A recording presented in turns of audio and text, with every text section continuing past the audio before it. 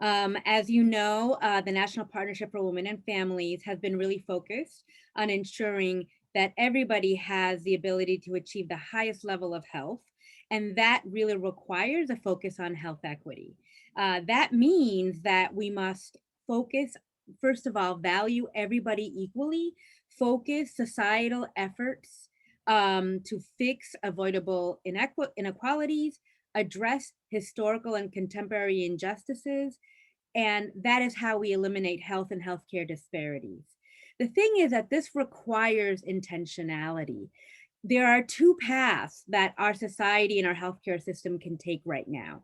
And doing the same thing we have been doing does not work and will not work for ensuring that every single person in this country has the ability to be as healthy as possible.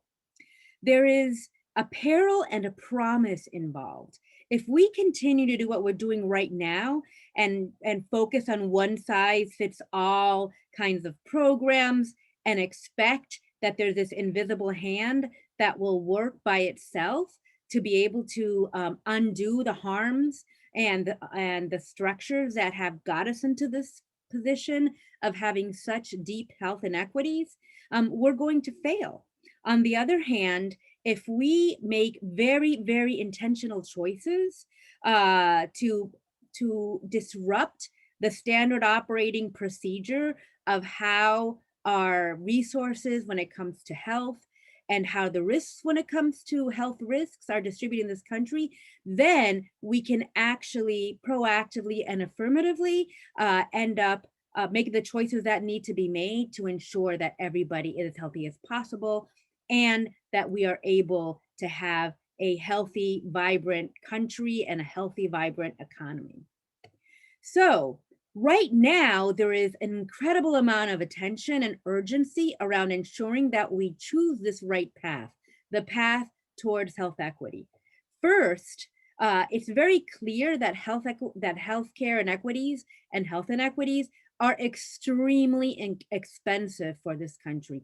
Not only is there the moral cost of the lives lost and the shortened, and especially the shortened lives, there are also incredibly high costs for the healthcare system, broader economic costs of lost productivity, and estimates show that if we fix health inequities right now, by 2050, we will have saved more than 200 billion yearly for our economy.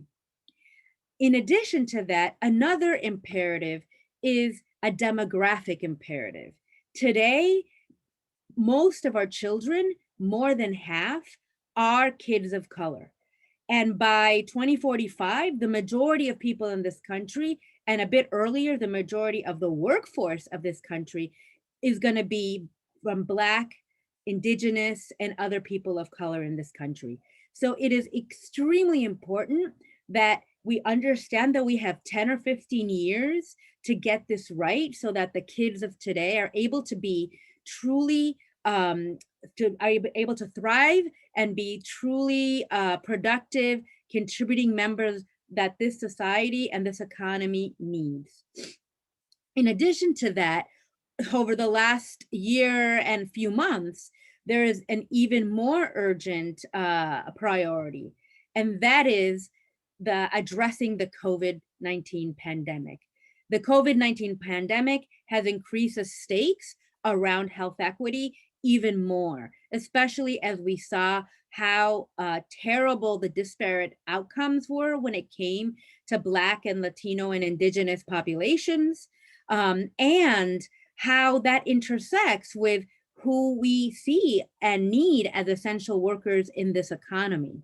And so it became painfully clear to more people than ever that these essential workers, primarily people of color, need to be treated as essential and not just expendable workers that we are not taking care of. So one of the things that the National Partnership has been really focused on is ensuring that we are understanding the intersecting effects of racism and misogyny, racial discrimination and gender discrimination, and how that is impacting particularly women of color and their families. To go through this kind of quickly, this is a slide that is trying to show all the different ways that these particular issues interact. On the one hand, we have to start on a foundational basis with understanding interpersonal racism and systemic racism. Both have intense effects on the outcome, the well-being and health outcomes of communities of color. Systemic racism includes the kinds of discrimination and racism that we find in particular institutions, which can range from, government entities and hospitals and universities and educational institutions, for example. And structural racism means the kind of policies and practices that are embedded across the entirety of our society that systematically have privileged some peoples and some communities with more positive opportunities to be healthy, more health and healthcare assets, and less risk. And on the other hand, have directed more healthcare risks and fewer healthcare assets to communities of color. On top of that, there is a layer of interpersonal racism, which includes both implicit bias that we all have, including healthcare providers, and also explicit bigotry that we have seen on our TV screens in the last, for years and years now, especially more acutely in the last couple of years, and also explicit bigotry that we know exists in the healthcare system itself. These levels of racism basically determine what a lot of people call the social determinants of health. Because this is all about politics and power in these decisions about the conditions of where people are born, grow, live, learn, work, play, and pray that really do influence how much health opportunity versus how much health risk people and communities have. And these social determinants of health influence and determine both health inequities as well as health care inequities. Moving towards the right side, it's important to understand that that racism specifically has a very clear physiological, in other words, the physical effect on people's body based on the toxic stress and increased allostatic load of having to live in a country where you are going to be subjected to micro and macroaggressions on a practically daily basis. And that, together with these more structural determinants of health that produce healthcare inequities and health inequities, all come together to have a very, very severe and negative impact for women of color. So that has brought us to why we're here today, which is, how do we disrupt this? Like, we saw that very complex system of reinforcing structures that consistently damage the health of women of color and people of color and their families.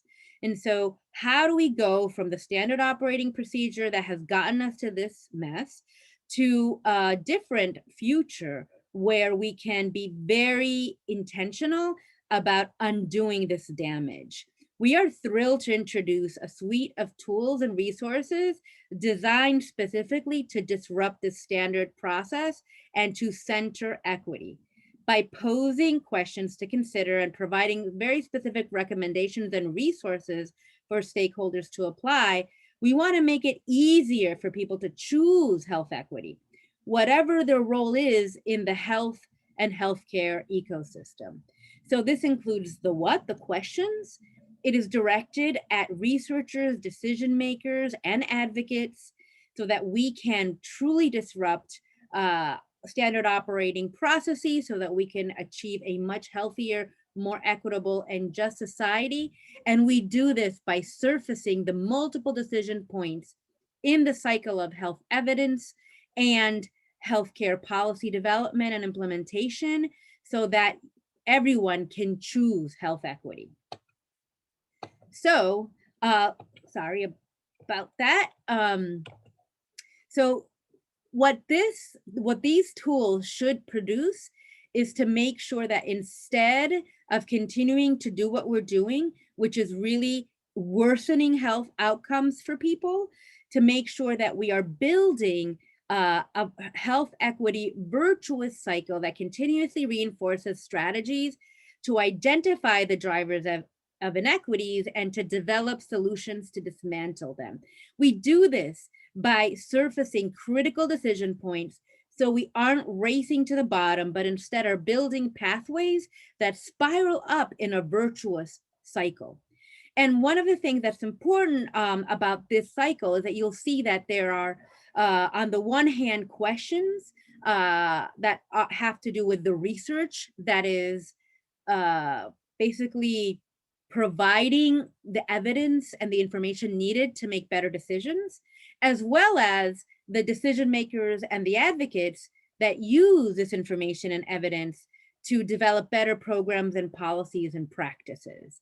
And as you can see, this illustration shows that there is a definite cycle where you start with defining research questions and doing the studies and having the evidence base and analyzing it and then sharing those results, that then the decision makers and advocates take those results so to better understand the problems and the drivers of the inequities, to design better policies and programs, adopt and implement them, and then evaluate the impact, because there are always unintended consequences. And that in turn helps build what are the continuing next level research questions that need to be addressed, and around the cycle goes.